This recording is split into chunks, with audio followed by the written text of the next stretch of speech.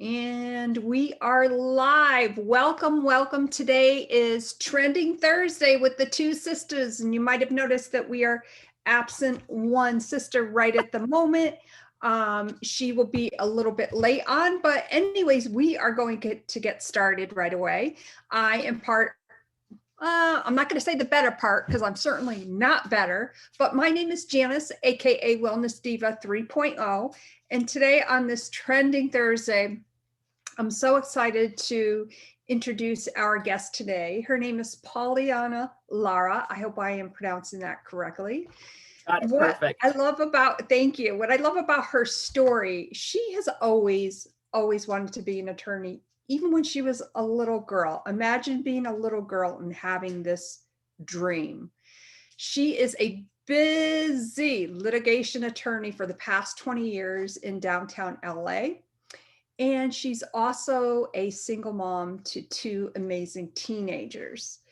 And with all that life has been thrown at her, as with many, many people, she has learned that you can have it all with balance and joy if you change your mindset about being a working mom. And without further ado, I want to welcome you today, Pauliana. We're so excited to have you on. Thank you so much, Janice. I'm really excited to be here. You guys are great, and I love your energy, and I love what you guys are doing for the community. Excuse me. Well, thank you so much. And again, Carol Sue will be on. I'm just not sure exactly when. She's running a little late, but that's okay. We're going to start diving right on into it. Now, I want to hear a little bit more about your story about becoming an attorney, because I think it's very interesting. You had this dream when you were a little girl. Can you tell us a little bit more about that?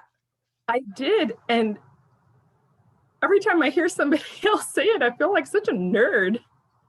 Like little girls dream of princesses and being fairies and, all these great little things. And here I was like, I want to be a lawyer. And it's so true.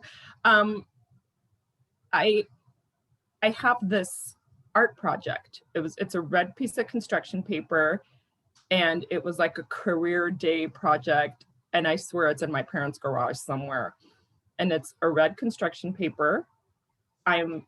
It's a self image. I'm in a black suit. I have short dark hair, except I had bangs, because I think bangs were in the 80s whenever I made this. And I'm wearing a big, chunky, huge pearl necklace that's so thick it's like strangling me. And the little poem that I wrote, I was either going to be a lawyer or a movie star. Like those were my two options. And here I am, the movie star thing didn't go so well, obviously. And so I became a lawyer. I went to undergrad, and then I went to law school, and I was living my dream. I was working at a defense firm in downtown. And for your listeners who don't know much about the law, it means my clients are the people that are getting sued. But it didn't really matter. I was just so excited to be a lawyer, and I was working in this fancy high-rise building in downtown, and I was literally living the dream that I had. Wow.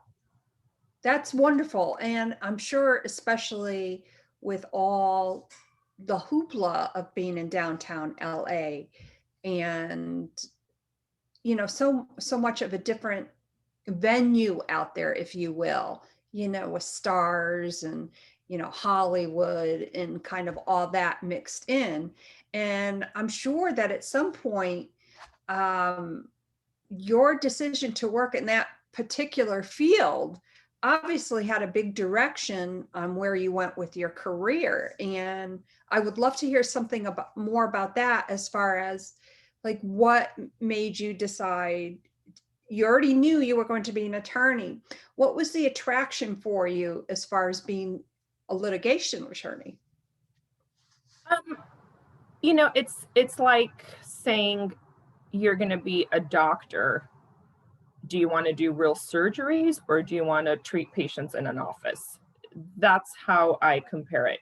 You can be many different types of attorneys. You can be a transactional attorney, and never go to a courtroom, and you still do high quality work and you're still making a difference and you could be a great advocate, but you're never in a courtroom. You know, you're reviewing contracts, helping businesses get set up. But I knew I wanted that advocacy. I wanted the adversarialness. I wanted the fight. I wanted the argument. And I wanted to, I think a little part of me wanted the win, you know, like, and trust me, there have been some losses too, because you can't win them all. But I just knew I wanted to be a litigator because I thought, what's the point of being a doctor if you're not going to do a surgery? You know, so I wanted to be an attorney and I wanted to be in the courtroom and I wanted to argue and I wanted to, you know, put my arguments in front of a judge or a jury. And I actually had the opportunity to do that. And it's been awesome. Very stressful. Sure. But there's a rush, a thrill, you know, a certain energy in it. And so I got to do that. I love that. And it is exciting. As I think I told you, I have a 30-year paralegal plus years, you know, behind me in my journey, in my career. And what I loved about it, you had mentioned, you know, being in the courtroom and trying your case in front of a judge or a jury, which I always loved that. I loved being part of the process of picking a jury, being at trial, helping the attorney out. It was just amazing. And then a couple of years ago, I thought for sure, well, I was called for jury service, and I thought for sure, because of my background, I would not be picked. But they did pick me. I was shocked. It was for a criminal case. That is shocking. If you know just this much, no attorney, you know, for plaintiff or defendant, you know, either side wants you anywhere near a courthouse. So that is very shocking. Yeah, it really came as a big surprise to me. And when they said, yeah, you know, you've been picked as one of the jurors, and I was like, what? But I have to tell you, it was a very interesting experience. You know, the questioning, and, you know, I'm one of those people that when I get the jury notice, and I've received a, you know, notice to do jury duty, you know, probably half a dozen times in my life. And I've always showed up, never been picked. This time I was picked. Whereas, you know, somebody else would get a jury duty notice and they'd be like, oh my God, I can't believe I got to do There's this. some people who throw them away. Right. But, you know, it was a very interesting experience. And I'm glad that I had that opportunity to experience that. Was there, you know, obviously there's a lot of famous attorneys out there. Was there maybe one attorney, or maybe it was a law firm, somebody that maybe you looked up to, or, you know, even though maybe you weren't as excited about their case, but you respected the way they represented their clients? Yeah, I mean, to be honest, I've had two of my bosses who shall remain nameless, who I really was impressed and felt lucky to got to see how their mind worked. I mean, I could just go to him and say, look, this is what I'm dealing with. He didn't need a file. He didn't need, you know, too many of the facts. And he would just say, okay, Pauliana, this is what I think. This is what I see, you know, and just off the top of his head. And that was so great, because sometimes as lawyers, we get so caught up in the file and the details and the law and the section code and the exhibit. And, you know, he used to be able to do the 30,000-foot overview and just look from above and say, nope, do this, do that. This is important. Don't waste your time on this. And I'm friends with him to this day. So he served as a great role model. And I'm still trying to get to his level, you know, because it was in here. So well, what you said, you know, really sparked something, because, you know, you were that was your role model and you were impressed by that, and that is ingrained. And I'm sure that inspires you to maybe do more, or, you know, learn a little bit more about something else, because I imagine, and I could be wrong about this, and I'm sure you'll correct me on it, that you have to obviously do your continuing education. I'm not sure how often that is, but I think that is wonderful that you had that aspect of it. So now you're an attorney, obviously, and the China virus or whatever pandemic happens. How has that affected everything going on in your area, specifically as a single working mom, busy? And we're going to get to your children in just a moment. But I'm curious as to when everything started happening, how did you transition to that? Because that must have not only affected your children's mindset, but obviously yours as well. Oh, absolutely. I mean, Janice, I have such a distinct memory. It was March 13th and it was Friday the 13th and it was raining and it was the last day of school before spring break. And I went to pick up my son, and usually I wouldn't have been there because I've over the years gotten smarter and wiser on how to get help from other moms, which is something I think we should definitely hit on today. But it was one of those things where it was Friday, it was the last day of school, and I wanted to be there to pick up my son and kind of kick off spring break. And then virus, like literally, because that Tuesday was St. Patrick's Day, and I'm kind of nerdy and festive. I celebrate everything, literally. And so I had like all the St. Patrick's Day stuff I was going to have them wear. We were going to go out and do stuff. And I remember like we sat at home. And I never imagined over those first couple of days that I would have to basically transition my whole career. I didn't even know what Zoom was. I don't think anybody knew about Zoom so much.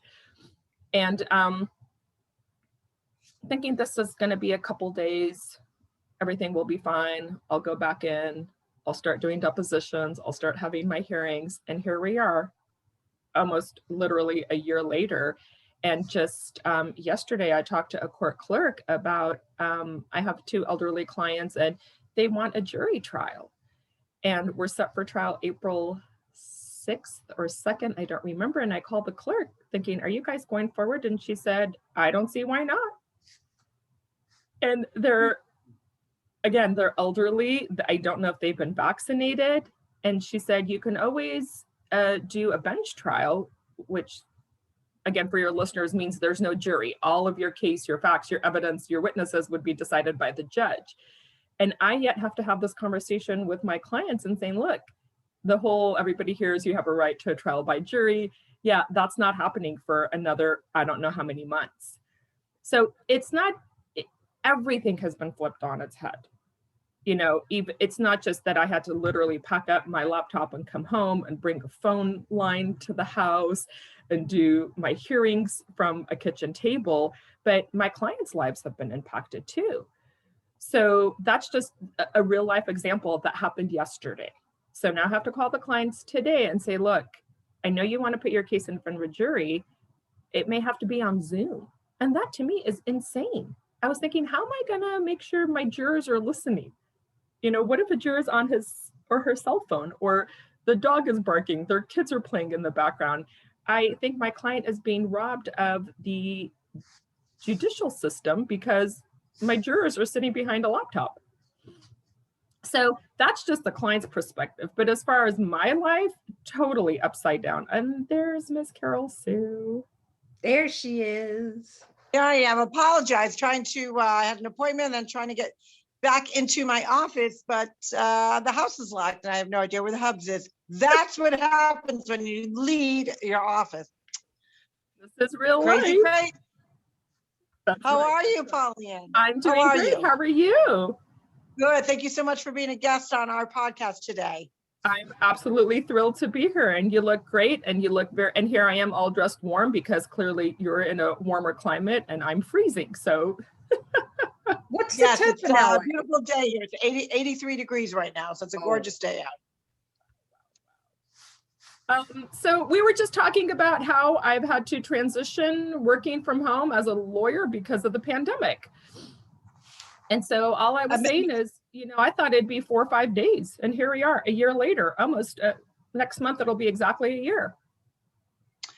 I know, and so many people, what a transition that must be when you're used to a very, I would say, conducive to that mindset of being an attorney, concentration, being in an office, having your assistant, and then all of a sudden you're home, if you did not have a home office, which a lot of people did not, now you kind of have to recreate that environment, which is, as we know, very difficult, trying to balance home life and work life being under the same roof. Kind of crazy.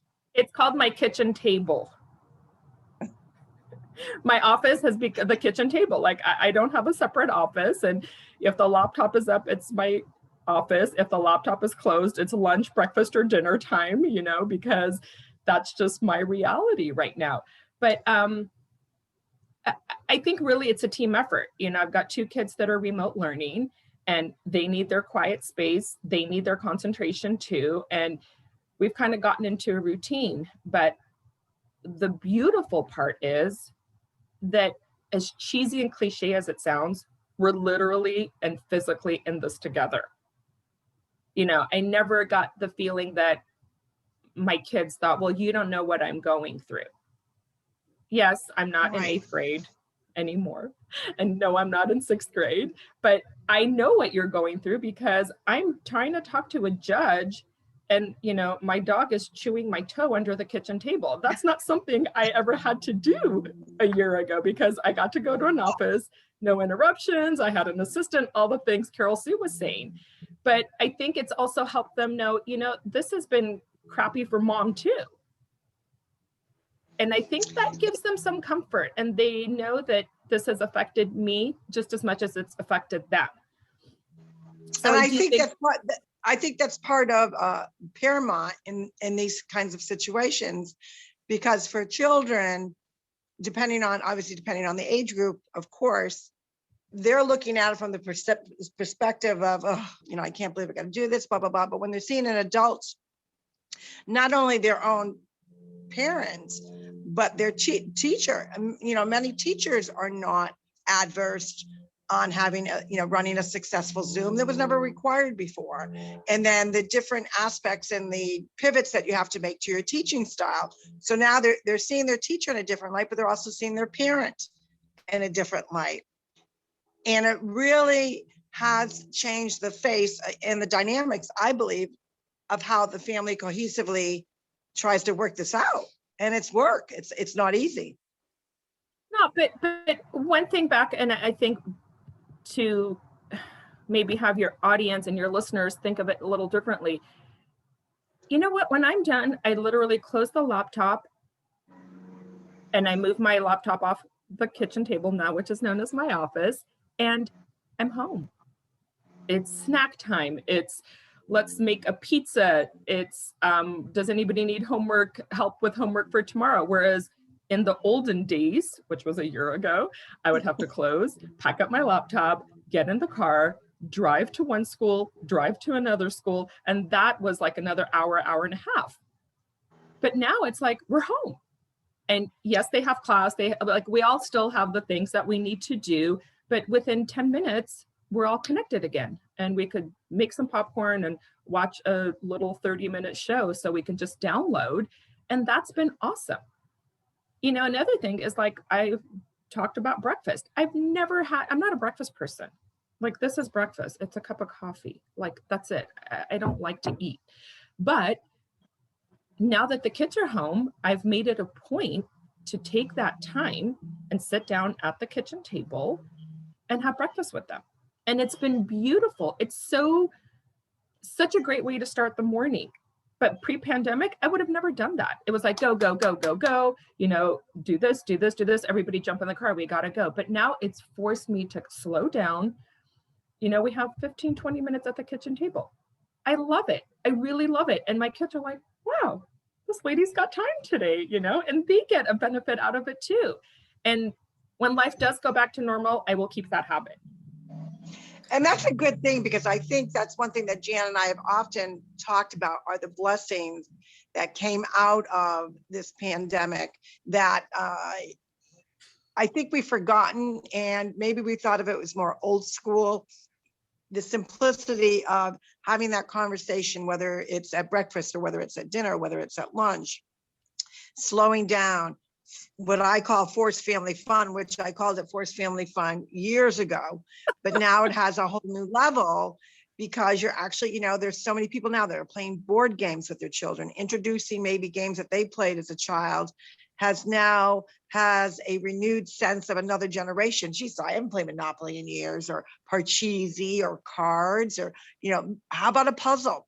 I've seen so many families putting together puzzles.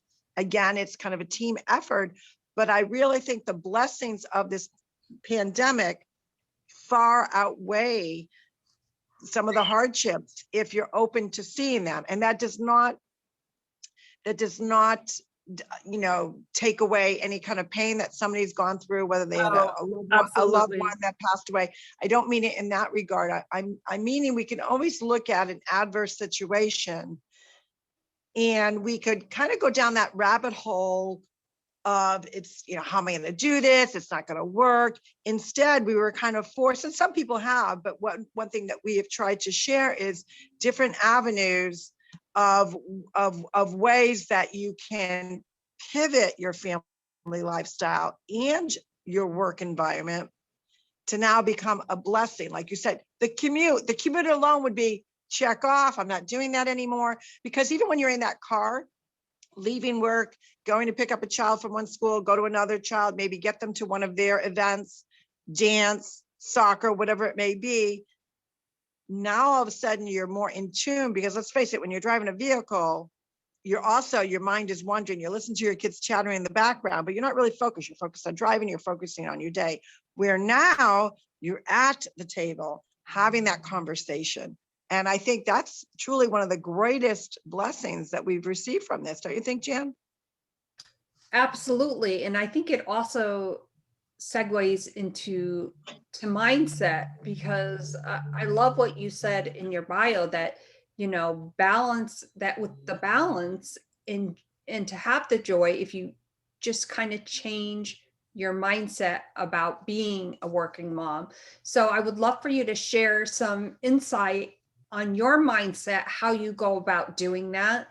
And I'm sure obviously that there have been a lot of pivots with that, and some suggestions that, definitely our viewers can, learn from. Sure. And just 2-second segue. Carol Sue, while you were talking why I was cracking up, I decided we should do art night. And I'm the least artistic person in the world. And so I got these canvases, I got paint, I got brushes. And then we sat at the table and the kids just started. And I'm like, what am I good? Like, I should have gotten a puzzle. And I was cracking up because I decided to draw this lady with this beautiful gown, and it just looks like a big blob with a face, and we crack up. But that was my pivot to forced family fun. And now I'm like, I'm so stupid. I should have just bought a 10,000 piece puzzle, and it would have kept us busy for like 3 months instead of my bizarro art piece that nobody knows what it is. But that's okay. That's why I was cracking up, because, oh my gosh. So, mindset. I see a lot of working moms that are frazzled, like literally their hair, you could see it in their eyes.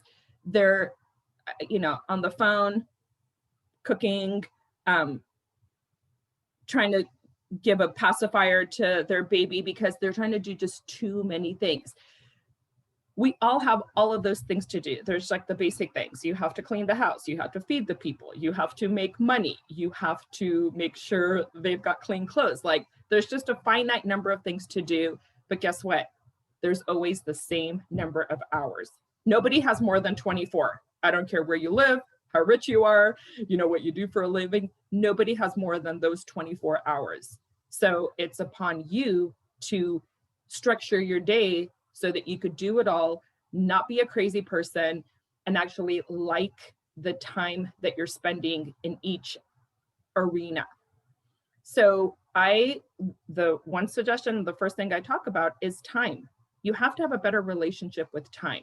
We used to have clocks. Now it's a cell phone. I don't think anybody even has clocks anymore because we're so tied to our cell phone. What time is it? What time is it? Where do I have to be? And one of the things with the pandemic, and like Carol Sue was saying, is the commute has been basically eliminated. So guess what? You just basically earned or created another hour. For some people, it's like 2 hours. I know people who drive an hour and a half each way, which is insane, but you have to do what you have to do. So if you're working, really be working. So if you clock on, log on, whatever you do now virtually, structure your day so that, 9 to 12 or 9 to 1, it's good, productive, quality work time. I don't care if you're an attorney, you're an accountant, you're whatever it is that you're doing, because as moms, we have all these arrows. I need to plan a birthday party. Becky has to go to the dentist. Let me see what the newest child footwear is. Who has a good dentist? Like all those things. And I've really trained myself. When I'm working, I'm really working. Social media will be there at night. The gossip, all the news, whatever, all that's going to be there at night. But like 9 to 12, I really just work. And then now that the kids are home, they need lunch. It's amazing. These people eat so much. My kids have never eaten so much in their lives. I'm like, who are you people? Because they're home. Some of it is boredom eating. I'm guilty of it too. So then 12 to 1, we all shut down. It's the same breakfast concept. I never had lunch with my kids because guess what? They were at school. I was at work. And now it's like, I get to spend more time with these people. And it's so great. So 12 to 1, we shut down. And I get to eat with them. And I actually eat because it's, setting a good example. Mom needs protein and nutrition too. And then everybody logs back on at 1. And then we end at different times. So that really, guys, has been a struggle. My daughter ends early, my son ends, and then I have like another hour, 2 hours.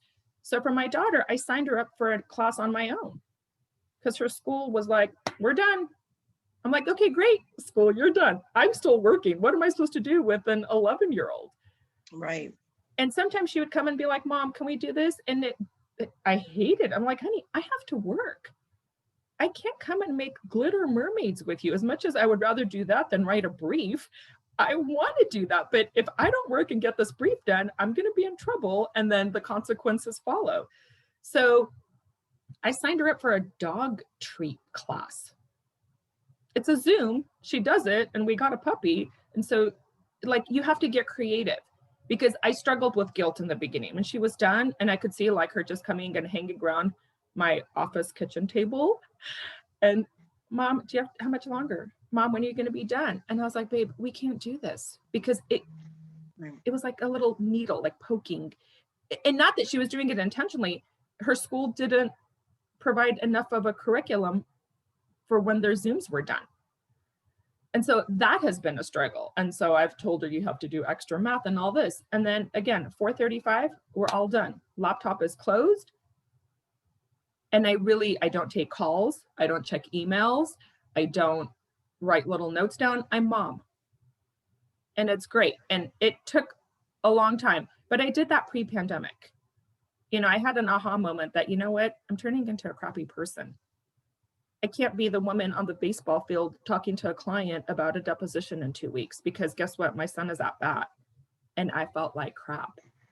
And I was like, you know what? I'm not doing this anymore. So I've had some pivoting, if you will, and change of mindset way before the pandemic. The pandemic has been a physical mindset and a physical pivot for me. But I was dealing with a lot of this when I was a young mom because I wanted to do it all. And I wanted to be great at doing it all. And I couldn't because, again, finite number of hours and, 8,000 things to do. And I wanted to do them all. And one other thing, ladies. Go ahead. The other thing I wanted to say is I used to kind of poo-poo the idea of getting help because I think as a woman, and maybe it's the attorney in me, it was like a sign of weakness or a sign of something is missing in me. I'm deficient. I'm not capable of doing all of this. And again, talk about a mindset change. I was like, no way, getting help is the best thing I can do. No shame in asking for somebody to give my kids a ride home, which is a 1 mile drive from my house, 1 mile. I used to trek 45 minutes so that I could be the one giving my kids that 1 mile drive home, which was cuckoo. But it was that Wonder Woman complex, like, I got this, I can do it all. And then deep down, I was falling apart. So ask for help, whether it's a physical help, you know, having somebody carpool with you, having somebody make meals, or if you can afford the luxury of having to pay somebody to do those things, by all means, do it. And I think that's part of the process that comes into play for men, but mostly women. I agree with that, where we do wear multiple hats. Men do as well. Therefore, you know, if you have a partner, really kind of write a list that, you know what, you know, Sally needs to be at blah, blah, blah. Her Zoom starts at whatever. I'm working on a brief that's got to get out. You need to pick up, and really kind of partnering. And if you don't have that partner, again, asking for help is key. And I think too many times, as you suggested, people have this mindset like, that makes me weak. And it actually doesn't. It actually makes you stronger, because you realize I can't micromanage everything, number one. I can't be in 3 different Zooms when I'm dealing with a judge, and you know, she's got a teacher conference or whatever, and he's got a class that he's doing with that I need that assistance. It's okay to ask for help. And I think that's one of the pivots for most people, is coming to that realization. It's okay that I can't do it all. And I don't feel bad that I can't do it all, and get over that. It took me years to get there. And that's the hope, or the suggestion, Janice, you were saying to your listeners, don't take years, because you will lose so much during those years.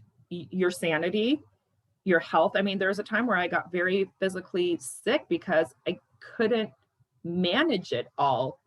And I wasn't telling anybody, and I didn't want anybody to help me. And I didn't want to admit that I would have to stop doing some things and start doing other things. But these were all things I had imposed upon myself. And I thought, I can't keep doing this anymore. And there's no need to keep doing it anymore. It took discipline. But again, to your listeners, these are things, there's changes that you can make that slowly will become your new habit and your new discipline, and it will change your life dramatically. I think one simple key piece to it is a calendar. Everyone has their own. For most people, they're getting more used to using a planner or a calendar, but have a family calendar. Let everyone know where everyone is at any given moment. Is going to relieve some stress, especially from a child's perspective. If they're, you know what, I'm getting done with my Zoom early, my class is done. Gee, let me check to see what mom's up to. Oh yeah, mom's got, this brief she's working. I can't interrupt her because she's doing something important too. So I love the suggestion that you actually signed up your daughter to a Zoom where she was also going to benefit, because she was going to learn something.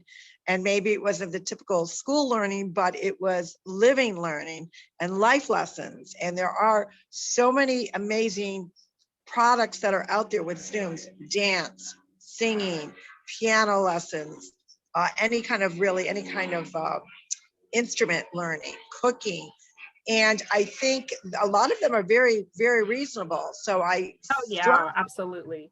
Strongly suggest to our viewers and listeners, see what's out there. Network within your own community. Hey, what are you doing? We know our kids get out done with their Zooms by 1 o'clock. We're still busy. Have you heard about anything? And I think when you partner with other parents that are, especially in your community, maybe in the same grades that your children are in, you're going to find some other moms and dads going through the same feelings, the same, like, what do we do? And I think coming together as a community is wonderful as well. Oh, absolutely. And you gave some really great examples on how to do that. And I would imagine, obviously, with everything being online, writing it down too, it is very critical to the time management aspect. And I do apologize for the chirping bird. I swear to, that's why I was bleeping myself out and muting myself. But I do have a question, and it's kind of a funny question. I'm curious to know, and this kind of has nothing to do about nothing, but something to do with your field. So I'm curious to know, do you have a favorite law program that you watch? And if so, do you find yourself, because I know I do this, do you find yourself like critiquing the attorneys, the actors playing the attorneys? Because I know that I do that. So I love it. Funny. Okay, so one of the other things that I talk about is why sometimes it's good to be a little selfish. Because if I do something that's feeding my soul and my brain and it has nothing to do with the kids, that's okay, because then I'm a more centered, balanced, grounded mom for them. And one of the things that I do, Janice, I wish I had a better answer, is my little vice is trashy TV.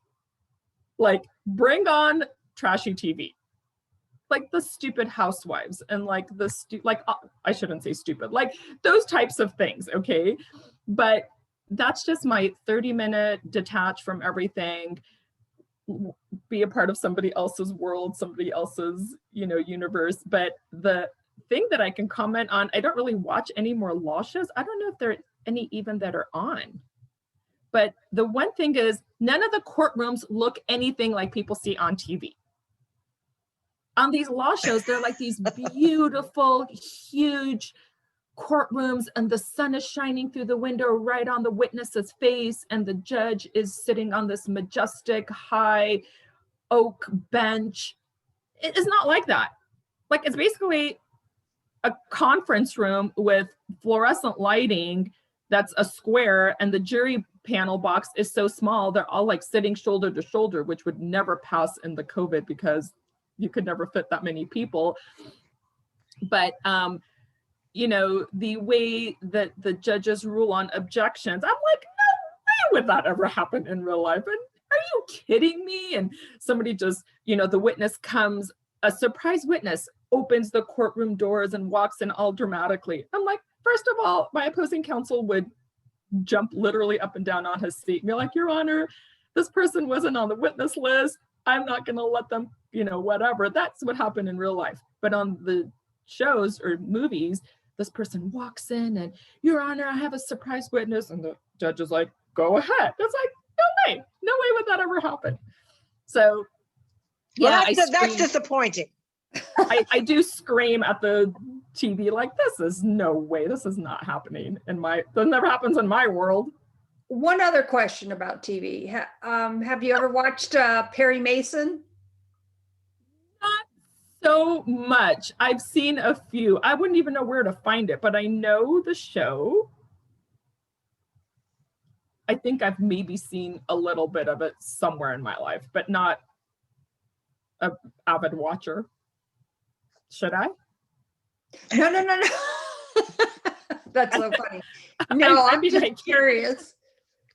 I like asking silly questions from time to time, and that definitely. No, that's great. That's great.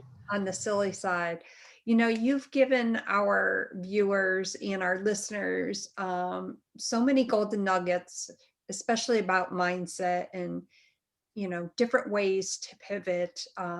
Pauliana, how can our guests get a hold of you? And I know that you wanted to mention something about that. Oh, absolutely. So I've had hosts and event planners reach out saying, look, our audience, our member, a listener reached out. They really enjoyed what you had to say, but they feel the need for more or some more one-on-one. And so what I usually tell people is you can email, I'm on Instagram, Pauliana Lara, I'm on Facebook, Pauliana Lara, or even email me, connect@paulianalara.com. And in the subject line, somehow just say TwoSistas. And I'm happy to do a 15, 20-minute free phone consult. Nothing to buy, nothing to sell. I'm not charging anybody anything. But again, my journey, and it was really a struggle.